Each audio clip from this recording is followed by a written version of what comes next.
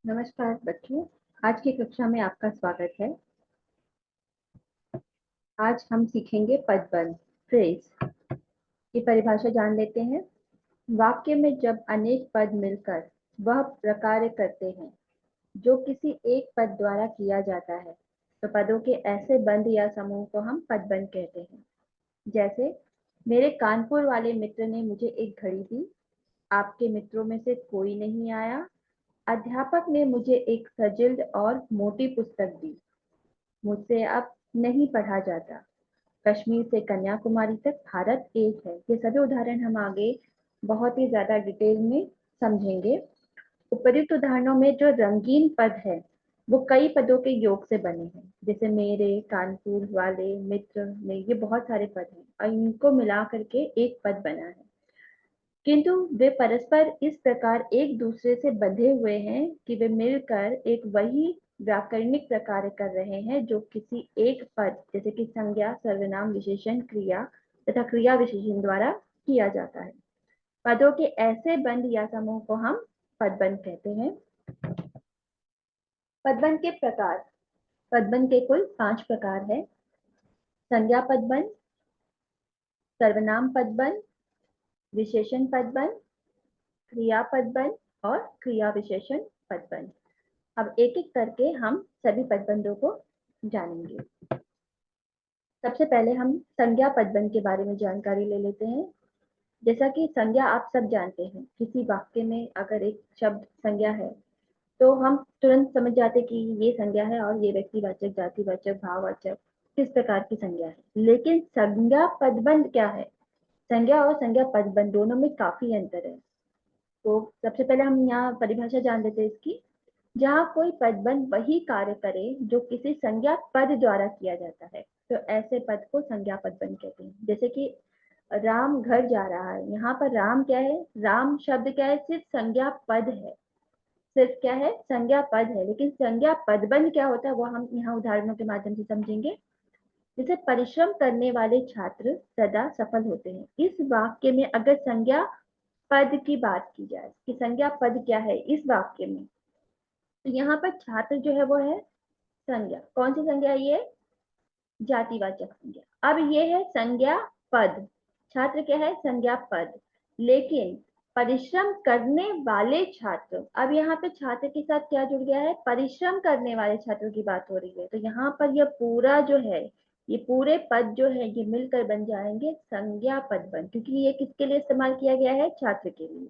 छात्र यहाँ पर क्या है? संज्ञा पद है। और इसके लिए जो अन्य शब्दों का इस्तेमाल किया गया है वह है परिश्रम करने वाले छात्र। इसलिए यह संज्ञा अगर अकेला है, छात्र सिर्फ अकेला है, तो ये संज्ञा पद कहलाएगा। लेकिन अगर हम परिश्रम करने वाले छात्रों की बात करें तब यह कहलाएगा संज्ञा पदबंध। दूसरा उदाहरण, पिताजी ने काली काली जामुने खरीदी। यहाँ पे जामुने जो है ये है जातिवाचक संज्ञा।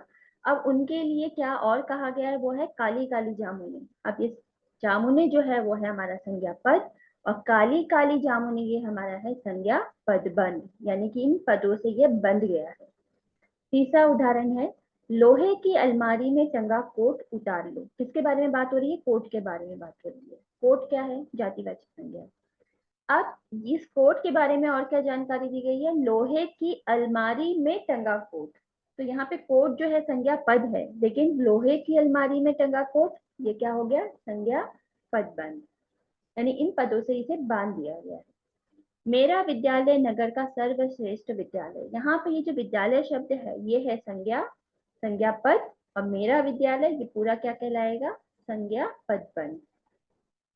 उपरोक्त सभी वाक्यों में रंगीन पदबंध, ये सारे रंगीन पदबंध वही कार्य कर रहे हैं जो किसी संज्ञा पद द्वारा किया जाता है। जैसे यहाँ पे छात्र के लिए छात्र सदा सफल होते हैं, जामुने खरीदी, कोट उतार लाओ, विद्यालय का ये क्या है? सर्वश्रेष्ठ विद्यालय। लेकिन हम जब पूरे पदबंध के स्थान पर एक संज्ञा पदबंध रख सकते हैं, जैसे कि वाक्य में हम परिश्रम करने वाले छात्रों की जगह पर सिर्फ छात्र, लड़का, बच्चे ये शब्द भी रख सकते हैं।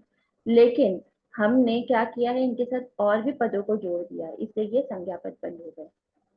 अगर यहाँ सिर्फ इतना होता छात्र सदा सफल होते, तो ये सिर्फ छात्र क्या होता, सिर्फ ये संज्ञा पद कहलाता है। अब हम जानेंगे संज्ञा पद और संज्ञा पद बन में कुछ अंतर। जैसे वे मेरी अध्यापिका है, यहाँ पे अध्यापिका जातिवाचक संज्ञा है, इसलिए ये अध्यापिका शब्द जो है वो क्या है, संज्ञा पद। एक ही शब्द जो है वो है संज्ञा पद। लेकिन अगर इसके साथ में जुड़ जाए वे मेरी हिंदी की अध्यापिका है, तो यहाँ सिर्फ अध्यापिका नहीं है, हिंदी की अध्यापिका, तो यहाँ पर यह सभी क्या हो गए, संज्ञा पद बन। जैसे लड़कियां चली गई, अब लड़कियां क्या है, जातिवाचक संज्ञा। अब यहाँ पर लड़कियां संज्ञा पद है, लेकिन अगर उसके साथ में कुछ जोड़ दिया जाए, जैसे नृत्य करने वाली लड़कियां, यहाँ पे नृत्य करने वाली पद जो है ये भी जोड़ दिया गया है संज्ञा के साथ में, लड़कियों के साथ में, तो नृत्य करने वाली लड़कियां क्या कहलाएगा, संज्ञा पद बन। मुझे ट्रेन से जाना है, यहाँ पर ट्रेन क्या है, जातिवाचक संज्ञा, और ये ट्रेन है संज्ञा पद। लेकिन यहाँ पे क्या दिया गया है, मुझे मुंबई वाली ट्रेन से जाना है, यहाँ पे सिर्फ ट्रेन नहीं है, यहाँ पे ट्रेन के लिए क्या कहा गया है, मुंबई वाली ट्रेन, तो अब ये क्या कहलाएगा, संज्ञा पद बन। चौथा उदाहरण, मैंने किताबें बच्चों को दे दी, यहाँ पे किताबें या बच्चों क्या है, संज्ञा शब्द है, किताबें भी जातिवाचक संज्ञा, बच्चे भी जातिवाचक संज्ञा, दोनों क्या है, संज्ञा के पद हैं। लेकिन अगर इनके साथ जोड़ दिया जाए, मैंने अपनी किताबें बच्चों को दे दी, तो अपनी ये शब्द जो है, ये पद जो है इसमें जुड़ गया है, और किसके लिए जुड़ा है, संज्ञा के साथ जुड़ा है, इसलिए क्या कहलाएगा, संज्ञा पद। पक्षी देर तक उड़ते रहे, यहाँ पे पक्षी जातिवाचक संज्ञा है और पक्षी जो है संज्ञा पद है। लेकिन अगर यहाँ लिखा जाए रंग बिरंगे पक्षी देर तक उड़ते रहे, तो अब ये पक्षी, ये जो संज्ञा है इसके साथ में जो और पद जुड़ गए हैं, रंग बिरंगे, तो रंग बिरंगे पक्षी, ये पूरा क्या बन जाएगा, संज्ञा पद बन। दूसरा उदाहरण है हमारा सर्वनाम पदबन, जो उसका भेद है पदबन का, दूसरा भेद वो है सर्वनाम पदबन की परिभाषा है, जहां कोई पदबन वही प्रकार करे, यानी वही कार्य करे जो सर्वनाम पद द्वारा किया जाता है, ऐसे पदबन को हम सर्वनाम पदबन कहते हैं। उदाहरण के लिए, सच बोलने वाला मैं, यहाँ मैं क्या है, सर्वनाम पद है, लेकिन उसके आगे क्या जुड़ गया है, सच बोलने वाला मैं, किसी से नहीं डरता, तो यहाँ पर मैं के लिए आया है सच बोलने वाला, तो ये जो सब पद है, सच बोलने वाला, ये सभी पद जुड़ गए हैं मैं के साथ, यानी सर्वनाम के साथ जुड़ गए हैं, इसलिए सच बोलने वाला मैं क्या कहलाएगा, सर्वनाम पद बन। शेर की तरह दहाड़ने वाले तुम, यहाँ पे तुम जो है ये सर्वनाम है, सर्वनाम पद है, लेकिन इसके साथ क्या जुड़ा है, शेर की तरह दहाड़ने वाले तुम, आज चुप क्यों बैठे हो, तो यहाँ पर ये शेर की तरह दहाड़ने वाले जो है ये तुम सर्वनाम के साथ जुड़ गया है, इसलिए क्या कहलाएगा, सर्वनाम पद बन। तीसरा उदाहरण, विदेश से आए मेहमानों में कुछ अच्छे गायक हैं, यहाँ पर कुछ क्या है, अनिश्चयवाचक सर्वनाम। अब अनिश्चयवाचक सर्वनाम जो है ये क्या है, सर्वनाम पद है, कुछ जो है अनिश्चयवाचक सर्वनाम पद है, लेकिन इसके साथ क्या जुड़ा है, विदेश से आए मेहमानों में कुछ, तो ये विदेश से आए मेहमानों में क्या है, ये सभी पद सर्वनाम के साथ जुड़ रहे हैं, इसलिए ये क्या कहलाएगा, सर्वनाम पद।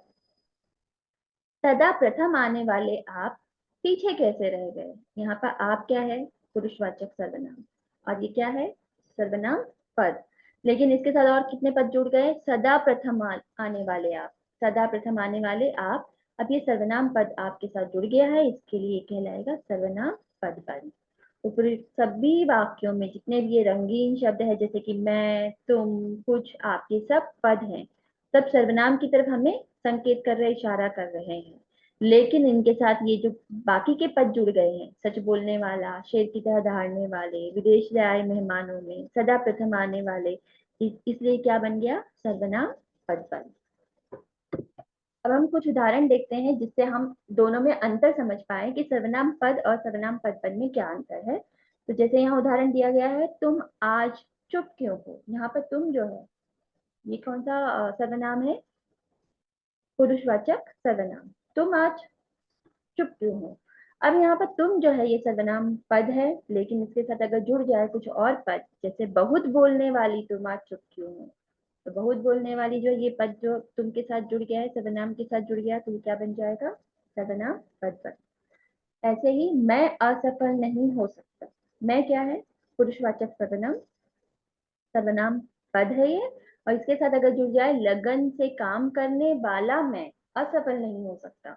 अब लगन से काम करने वाला ये जो बाकी के पद है, ये इस सर्वनाम के साथ जुड़ गया है, मैं सर्वनाम के साथ जुड़ गया है, तो ये क्या कहलाएगा? सर्वनाम पद बन।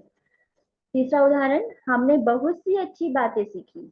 अब यहाँ पर हमने जो है ये है पुरुषवाचक सर्वनाम, और इसमें जुड़ गए हैं और भी कुछ पद। घूमते घूमते हमने बहुत सी अच्छी बातें सीखी। अब हमने जो है सर्वनाम पद है, उसके साथ और पद जुड़ गए, वो है घूमते घूमते। तो घूमते घूमते हमने क्या हो गया? सर्वनाम पद बन। आप भीगी बिल्ली कैसे बन गए? यहाँ पर आप जो है पुरुषवाचक सर्वनाम है, और ये क्या है? सर्वनाम पद है। अगर इनके साथ कुछ और पद जुड़ जाए, किसी से न डरने वाले आप भीगी बिल्ली कैसे बन गए। अब यहाँ पे आप सर्वनाम पद के साथ जुड़ गए हैं बाकी के पद, जैसे किसी से न डरने वाले, तब ये कहलाएगा सर्वनाम पदबंध। कोई भी नहीं आया, यहाँ पर कोई जो है अनिश्चयवाचक सर्वनाम है और सर्वनाम पद है ये। इसके साथ अगर कुछ जुड़ जाए और पद, जैसे विरोधियों में से कोई भी नहीं आया, तो विरोधियों में से जो ये पद है ये सर्वनाम पद के साथ जुड़ गया है, इसलिए सारे सर्वनाम पदबंध कहलाएंगे। तीसरा भेद जो है वो है हमारा विशेषण पदबंध की परिभाषा है। जहां अनेक विशेषण पद मिलकर एक ही संज्ञा या सर्वनाम पद की विशेषता बताते हैं, तो ऐसे पदों के समूह को या बंध को हम विशेषण पद बंध कहते हैं। उदाहरण के लिए, घर के बगीचे में लगा पेड़ गिर गया। अब यहाँ पे विशेषता क्या है? पेड़ कहाँ लगा था? घर के बगीचे में लगा पेड़। अब ये क्या कहलाएगा? हमारा पद बंध। सड़क पार करता आदमी, वो आदमी क्या कर रहा था? सड़क पार कर रहा था। बस से टकरा गया, सड़क पार करता आदमी, ये है विशेषण पद बंध। आप तो बहुत अधिक धार्मिक व्यक्ति हैं। किस प्रकार के व्यक्ति हैं? धार्मिक है, लेकिन कैसे? बहुत अधिक। सुंदर और स्वच्छ लेख के कारण उसे पुरस्कार मिला। अभी यहाँ लेख के बारे में जानकारी दी गई है और उसके साथ और पद जुड़ गए, वो है सुंदर और स्वच्छ। उपर्युक्त वाक्यों में आए रंगीन पदों के क्रमशः समूह अगर देखे जाएं, तो पेड़ के लिए, आदमी के लिए, व्यक्ति के लिए, लेख के लिए, ये जो बाकी के पद आए हैं, यही है हमारे पद बन। ये क्या कर रहे हैं? ये वही काम कर रहे हैं जो एक विशेषण पद के लिए किया जाता है। हम इनके स्थान पर दूसरे पद भी रख सकते हैं, जैसे कि घर के बगीचे में लगा पौधा गिर गया, या घर के बगीचे में रखा मटका गिर गया, कुछ भी। तो इनके जगह पर हम उसे रिप्लेस कर सकते हैं, लेकिन जो आगे के पद जुड़े हुए हैं वह है विशेषण पद, क्योंकि वो विशेषण के साथ लगे हुए हैं।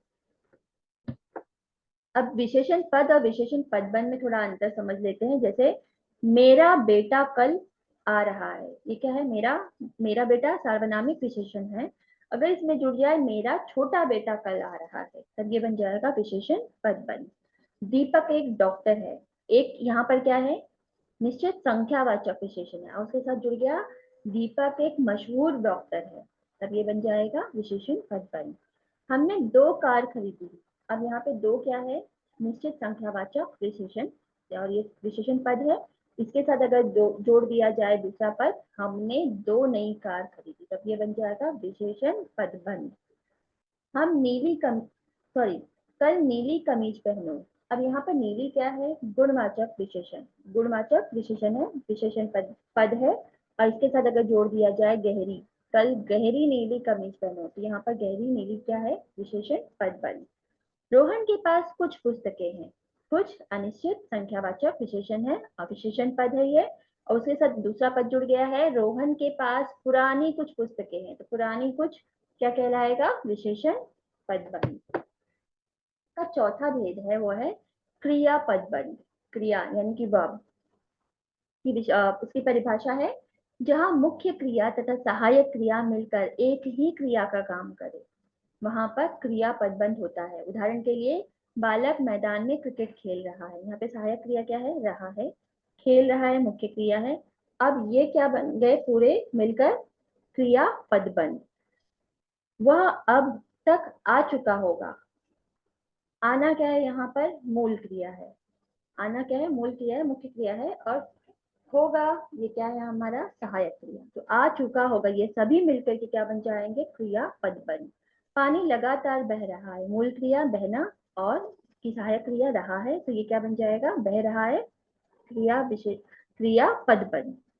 माता जी भोजन बना रही है, मुख्य क्रिया क्या है? बनाना, और रही है यहाँ इसकी सहायक क्रिया है, और सभी सारे पद मिल करके बन जाएंगे क्रिया पदबंध। ऐसे ही उपयुक्त वाक्यों में आए सभी रंगीन पद क्या है, ये सारे खेल रहा है, आ चुका होगा, बह रहा है, बना रही, ये सभी क्रियापद है। और उनके साथ साथ मुख्य क्रिया और सहायक क्रिया जब मिल गई है तो वही पूरे कहलाएंगे क्रिया पदबंध। तो क्रिया पदबंध की रचना मुख्य क्रिया और सहायक क्रिया दोनों को जोड़ने से होती है। वे हमेशा वाक्य के अंत में आते हैं, आखिर में ही आते हैं वाक्य के। अब हम कुछ क्रियापद और क्रियापदबंध में अंतर समझते हैं।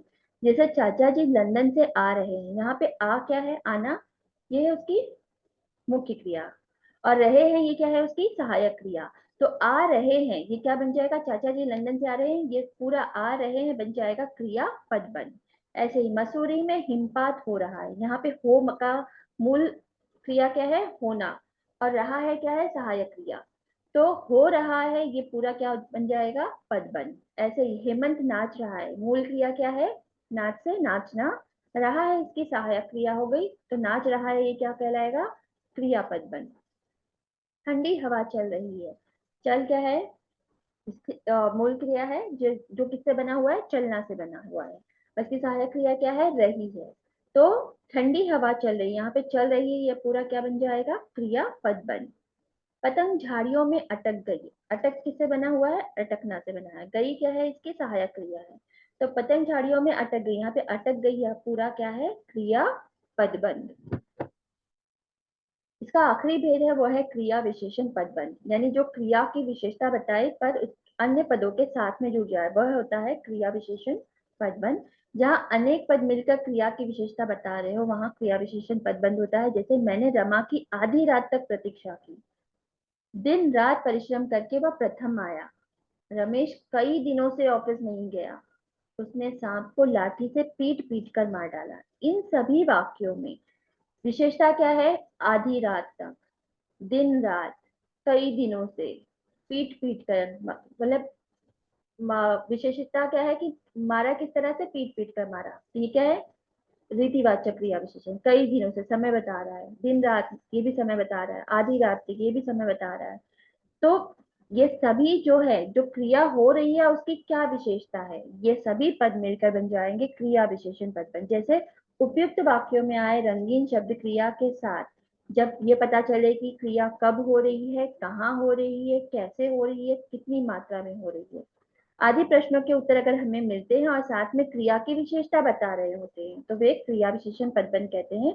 अन्य उदाहरणों के साथ इनका अंतर समझेंगे, जैसे क्रिया विशेषण पद क्या है और विशेषण पदबंध क्या है।